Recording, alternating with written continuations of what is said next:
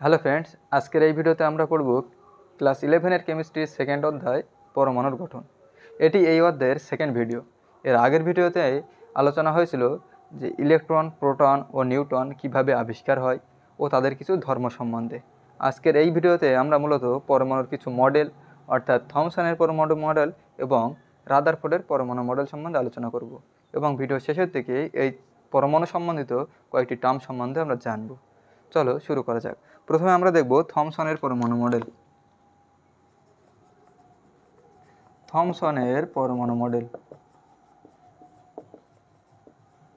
বিজ্ঞানী J Thomson, আমরা জানি তিনি ইলেকট্রন আবিষ্কার করেন এবং তিনি পরমাণু সম্বন্ধে একটা মডেল দেন, যে মডেলটা থমসনের পরমাণু মডেল বলে পরিচিত, বা এর আরও নাম আছে, যেমন পাম পুডিং মডেল বা ওয়াটারমেলন মডেল।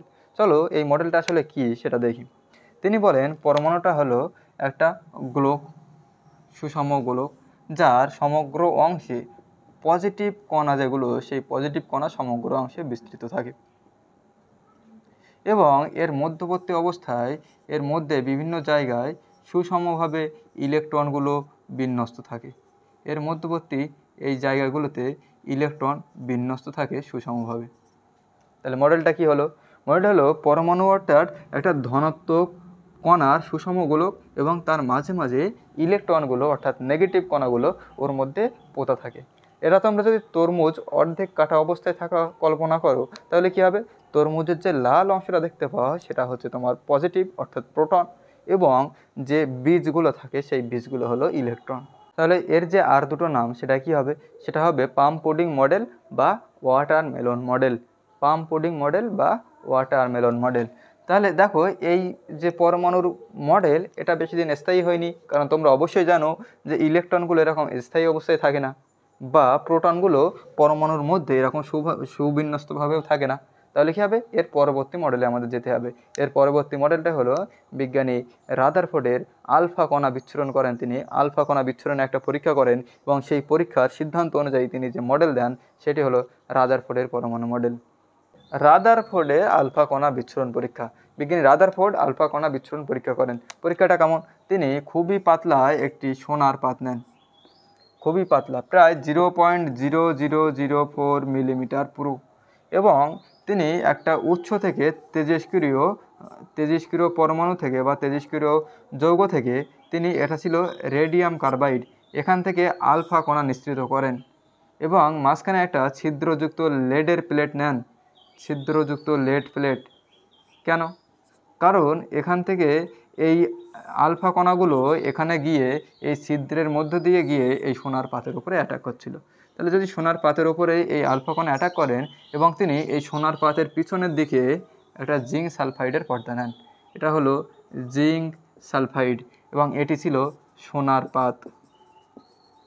সোনার পাত, এটা ছিল ছিদ্রযুক্ত লেড প্লেট, লেডের প্লেট।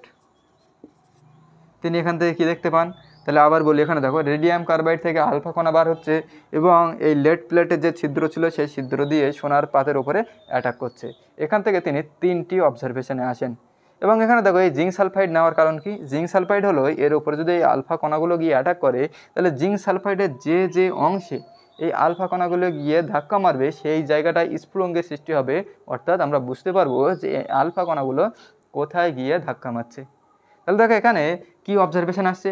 1 নম্বর অবজারভেশন আসছে, দেখো এই বেশিরভাগ যে আলফা কণা বা আলফা রশ্মি সেটা সোজা, মানে প্রায় 99% একদম পুরোপুরি সোজা, মানে এখান থেকে বার হয়ে পুরোপুরি সরল রেখায় গিয়ে এই জিঙ্ক সালফাইডের পর্দার উপরে পড়ছে, এই জায়গাটা উজ্জ্বল হচ্ছে।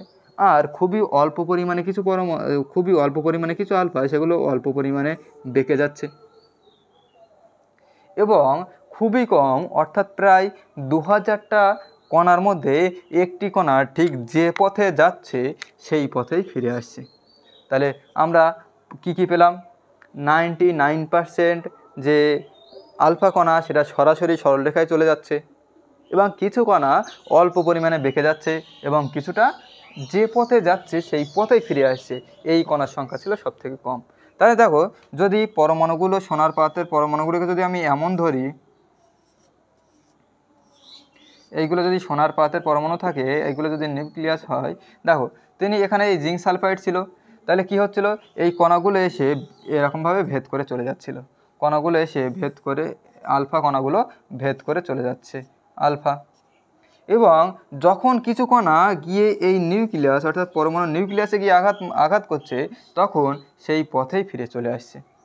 আর অল্প কিছু কেন ডাইভার্ট হচ্ছিল, মানে তাদের গতিপথ পরিবর্তন করছিল, কারণ যখন এই আলফা রশ্মিগুলো যাচ্ছিল তখন এদের গতিপথে যদি এই পরমাণুর কোনো নিউক্লিয়াস আসে সেখান থেকে লেগে হালকা পরিমাণে বেঁকে যাচ্ছে, তাহলে কি হচ্ছে, এখানে গিয়ে হালকা পরিমাণে বেঁকে যাচ্ছে। এইটা হলো রাদারফোর্ডের পরমাণু মডেলের কিছু পর্যবেক্ষণ। এবার তিনি সিদ্ধান্তে আসেন। 1 নম্বর সিদ্ধান্তে কে আসেন তিনি? 1 নম্বর সিদ্ধান্তে দেখো এখানে কি হবে, পরমাণুর বেশিরভাগ কণায় এই আলফা কণাগুলোর মধ্যে বেশিরভাগটা সোজাসুজি গিয়ে এই জিঙ্ক সালফাইডের পর্দার গায়ে গিয়ে ধাক্কা মারছে, তাহলে কি হবে, পরমাণুর বেশিরভাগ জায়গা ফাঁকা। তিনি বলে দেন পরমাণুর বেশিরভাগ স্থান ফাঁকা। এবার দেখো এই আলফা হলো একটা পজিটিভ রশ্মি বা আলফা কণা একটা পজিটিভ ধনাত্মক তড়িৎগ্রস্ত কণা। এবার কিছু কিছু যে আলফা কণা বেঁকে যাচ্ছে তার কারণ হলো ইলেকট্রন যে পরমাণুর যে নিউক্লিয়াসের বাইরে অর্থাৎ পরমাণুর বাইরের দিকে যে অংশ, সেই বাইরের দিকের অংশে কী থাকে, বাইরের দিকের অংশে ইলেকট্রন থাকে।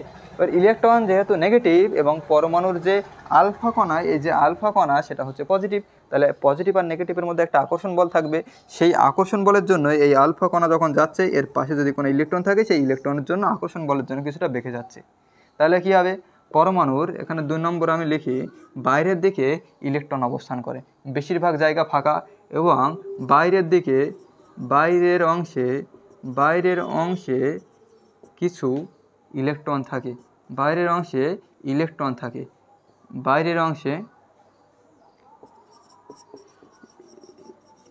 ইলেকট্রন অবস্থান করে বা ইলেকট্রন থাকে। তিনি আরেকটা সিদ্ধান্তে কি আসেন, সেটি দেখো এই যে কণাগুলো যে পথে যাচ্ছে সেই পথে ফিরে আসছে, অর্থাৎ এটা যদি আমি দেখি এইভাবে যাচ্ছে গিয়ে এই নিউক্লিয়াসে ধাক্কা মারলো, মেরে সেই একই পথে আবার ব্যাক করছে, তার মানে এখান থেকে কী সিদ্ধান্তে আসা যায়, দেখো এটা কিন্তু খুবই কম, প্রায় 2000টা কণার মধ্যে একটা কণা।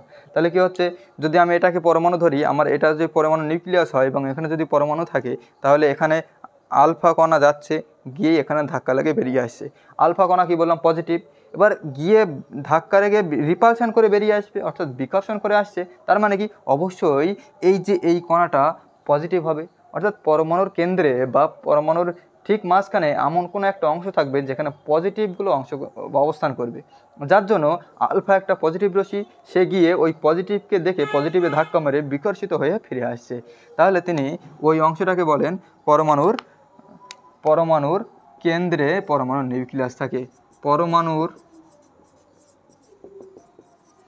কেন্দ্রে নিউক্লিয়াস থাকে।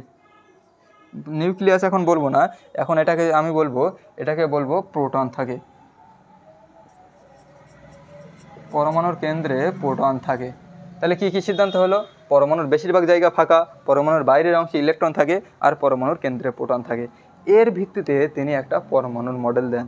তাহলে এই হচ্ছিল রাদারফোর্ডের আলফা কণা বিচ্ছুরণ পরীক্ষা। তিনি আলফা কণা দিয়ে সোনার পাতের ওপরে আঘাত করে তিনি দেখলেন যে বেশিরভাগ জায়গা ফাঁকা, বাইরের অংশে ইলেকট্রন থাকে এবং পরমাণুর কেন্দ্রে প্রোটন থাকে। এটা তোমরা লিখে নাও।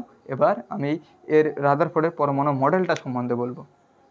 এবার আমরা রাদারফোর্ডের পরমাণু মডেল সম্বন্ধে জানব। একটু আগে আমরা দেখলাম রাদারফোর্ডের আলফা কণা বিচ্ছুরণ পরীক্ষা। সেই পরীক্ষার কয়েকটা তিনি পর্যবেক্ষণ করেন এবং তার সিদ্ধান্ত হিসেবে তিনি এই মডেলটি প্রস্তাবন করেন। দেখো এই মডেলে কি হচ্ছে, তিনি সমগ্র পরমাণুটাকে 2টো অংশে বিভক্ত করেন। একটা হলো পরমাণুর কেন্দ্র, একটা হলো বাইরের অংশ। এটা হলো কেন্দ্র এবং বাইরের অংশ। তিনি যে পরমাণুর কেন্দ্র, সেই পরমাণুর কেন্দ্রকে নাম দেন নিউক্লিয়াস। পরমাণুর কেন্দ্র তিনি তাকে নাম দেন নিউক্লিয়াস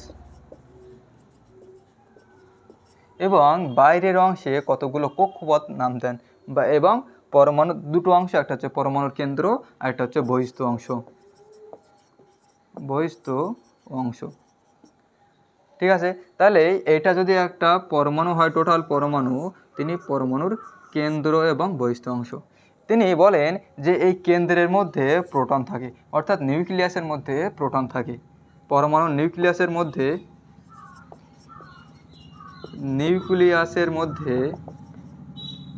প্রোটন অবস্থান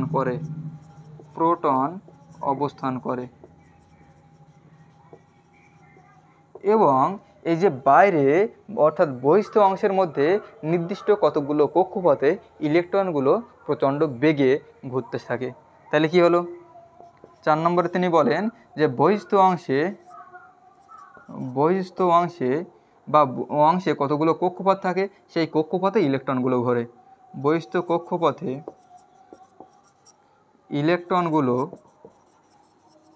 ইলেকট্রন আবর্তন করে। তাহলে কি পেলাম? পরমাণুর কেন্দ্র অর্থাৎ নিউক্লিয়াস সম্বন্ধে জানা গেল, বহিস্থ অংশ থেকে জানা গেল, এবং এই কেন্দ্রের মধ্যে কি থাকে? কেন্দ্রের মধ্যে থাকে প্রোটন, অর্থাৎ কেন্দ্রকে আমি সেই জন্য পজিটিভ দিয়ে ডিনোট করেছিলাম, কারণ কেন্দ্রের মধ্যে প্রোটন থাকে আর প্রোটনের আধান হলো ধনাত্মক। আর বাইরের অংশে কে থাকে? বাইরের অংশে ইলেকট্রন থাকে। পরমাণুর এই বাইরের অংশে ইলেকট্রন থাকে, ইলেকট্রনগুলো হলো ঋণাত্মক। এবার তিনি লক্ষ্য করেন যে এই ইলেকট্রনগুলোর ভর অতি নগণ্য। এটা 5 নম্বর পয়েন্ট হবে, ইলেকট্রনের ভর অতি নগণ্য। তার মানে কি? টোটাল পরমাণুটার যে মোট ভর, সেই মোট ভর কোথায় কেন্দ্রীভূত আছে? সেই মোট ভর এই নিউক্লিয়াসের ভর অর্থাৎ কেন্দ্রের ভরের সঙ্গে প্রায় সমান। ইলেকট্রনের ভর খুবই কম। আর তাহলে কি হচ্ছে? তিনি বলেন যে টোটাল পরমাণুর যে ভর সেটা তার নিউক্লিয়াসে কেন্দ্রীভূত থাকে। তাহলে পরমাণুর ভর নিউক্লিয়াসে কেন্দ্রীভূত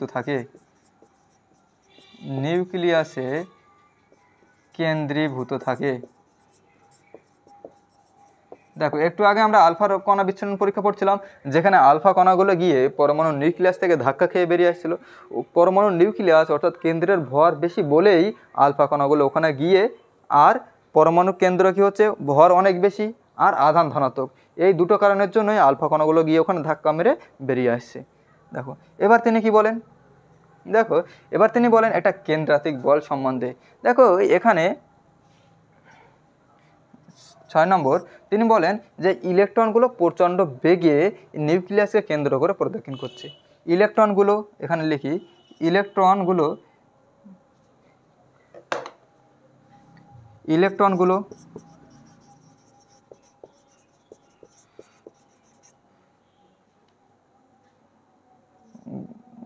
সমবেগে নিউক্লিয়াসকে প্রদক্ষিণ করছে।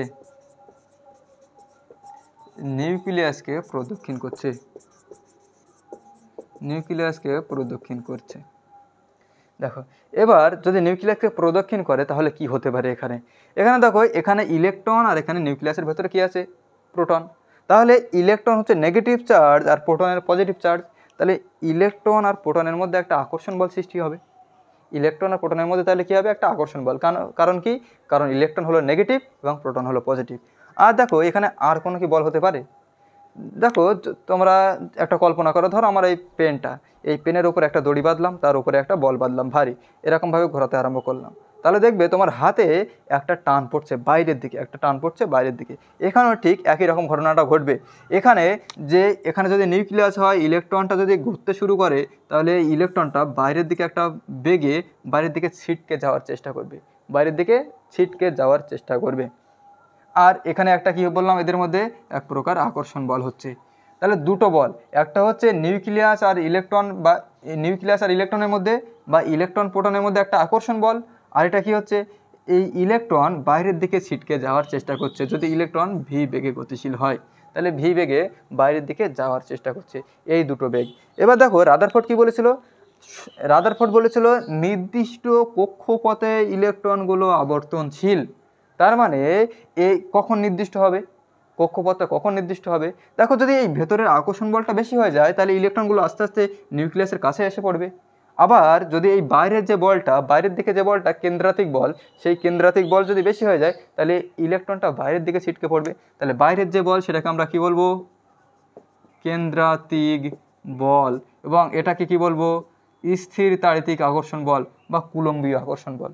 দুটো আধানের মধ্যে, অপোজিট আধানের মধ্যে যে আকর্ষণ বল তাকে বলে কুলম্বীয় অ্যাট্রাকশন ফোর্স বা স্থির তাড়িতিক আকর্ষণ বল। স্থির তাড়িতিক আকর্ষণ বল। তাহলে তিনি বলেন যে এই কুলম্বীয় আকর্ষণ বল আর স্থির তাড়িতিক, কুলম্বীয় আকর্ষণ বল বা স্থির তাড়িতিক আকর্ষণ বল আর কেন্দ্রাতিক বল, এই দুটো বলের মান সমান, সেই জন্য একটা নির্দিষ্ট কক্ষপথে ইলেকট্রনগুলো আবর্তনশীল। তাহলে এখানে আমরা 7 নম্বর এবং ইম্পর্টেন্ট একটা পয়েন্ট পড়ব, সেটা হচ্ছে কেন্দ্রাতিক বল। কেন্দ্রাতিক বল এটা সমান হবে কুলম্বীয় আকর্ষণ বল বা স্থির তাড়িতিক আকর্ষণ বল। তাহলে এই ছিল মোটামুটি রাদারফোর্ডের পরমাণু মডেল। তাহলে আরেকবার বলি কি কি। তিনি পরমাণুকে দুটো অংশে ভাগ করেন, একটা হলো নিউক্লিয়াস, একটা হচ্ছে বাইরের অংশ। নিউক্লিয়াসের মধ্যে থাকে প্রোটন বা পজিটিভ অংশ এবং বাইরের অংশের কি থাকে ইলেকট্রন বা নেগেটিভ অংশ। এদের মধ্যে এক প্রকার আকর্ষণ বল থাকে, ইলেকট্রনগুলো অনবরত প্রচুর বেগে ঘুরতে থাকে এবং ঘুরতে থাকে। তাহলে এই ঘুরতে থাকার জন্য বাইরের দিকে এক প্রকার বল কাজ করছে, যেটাকে আমরা কেন্দ্রাতিক বল বলবো। এটা এক প্রকার বিকর্ষণ বল, কারণ এটা দূরে সরে যেতে চাইছে। এবং আকর্ষণ বলটা কি স্থির তাড়িতিক আকর্ষণ বল বা কুলম্বীয় আকর্ষণ বল, যেটা কাছে টানার চেষ্টা করছে ইলেকট্রন আর প্রোটনকে। এই দুটো বলের মান সমান, তাই ইলেকট্রনগুলো একটা নির্দিষ্ট কক্ষপথে ঘুরছে। চলো, এই ছিল পরমাণু মডেল।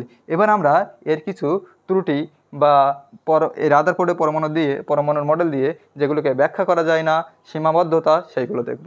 এগুলো লিখে নাও। এবার আমরা রাদারফোর্ডের পরমাণু মডেলের কিছু সীমাবদ্ধতা দেখব। চলো দেখা যাক। 1 নম্বরে রাদারফোর্ডের যে পরমাণু মডেল ছিল সেটি তিনি বলেছিলেন যে পরমাণুর যে কক্ষপথগুলো যেখানে ইলেকট্রনগুলো ঘোরে সেটা হচ্ছে বৃত্তাকার। তিনি উপবৃত্তাকার কক্ষপথ সম্বন্ধে কোনো ধারণা দিতে পারেননি।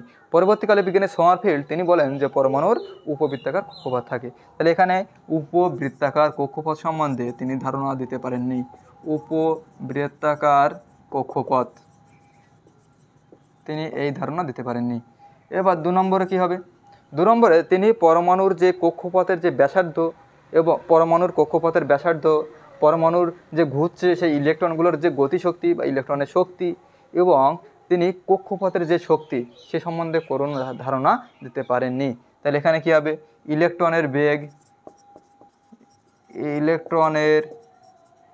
বেগ, কক্ষপথের শক্তি বা তিনি কক্ষপথের ব্যাসার্ধ এ সম্বন্ধে কোনো স্বচ্ছ ধারণা দিতে পারেননি। তাহলে কি জানা গেল না, এখানে হচ্ছে উপবৃত্তাকার কক্ষপথের কোনো ধারণা পাওয়া যায়নি, কক্ষপথ, ইলেকট্রনের বেগ, কক্ষপথের শক্তি, কক্ষপথের ব্যাসার্ধ, সবগুলো সম্বন্ধে কোনো ধারণা পাওয়া যায়নি। এবার আমরা রাদারফোর্ডের পরমাণু মডেলের তৃতীয় ত্রুটি দেখব। এটি খুবই ইম্পর্টেন্ট। দেখো, ইলেকট্রনগুলো যখন ঘুরছে সেটি এর পরবর্তীতে ম্যাক্সওয়েলের তড়িৎচুম্বকীয় তরঙ্গ আবিষ্কার হওয়ার পরে দেখা যায় কোনো ইলেকট্রন যখন গতিশীল হয় কোনো নিউক্লিয়াসকে কেন্দ্র করে, তাহলে কি হচ্ছে, সেই অনবরত শক্তি নির্গত করছে। শক্তি যদি নির্গত করে তাহলে তার গতিবেগও কমে যাবে, অর্থাৎ গতিবেগ কমার ফলে আস্তে আস্তে এই নিউক্লিয়াসের উপর আপতিত হয়ে পরমাণুটা দুঃস্থিত হয়ে পড়বে, অর্থাৎ পরমাণুর আর কোনো অস্তিত্ব থাকবে না। তাহলে ম্যাক্সওয়েলের পরীক্ষা থেকে দেখা যাচ্ছে ইলেকট্রনগুলো যখন গতিশীল হয় তখন সে শক্তি নির্গত করবে এবং শক্তি নির্গত করলে তার গতিবেগ আস্তে আস্তে কমতে থাকবে এবং নিউক্লিয়াসের উপরে এসে আপতিত হয়ে যাবে, অর্থাৎ পরমাণুর আর কোনো অস্তিত্ব থাকবে না। তাহলে কি হচ্ছে, শক্তি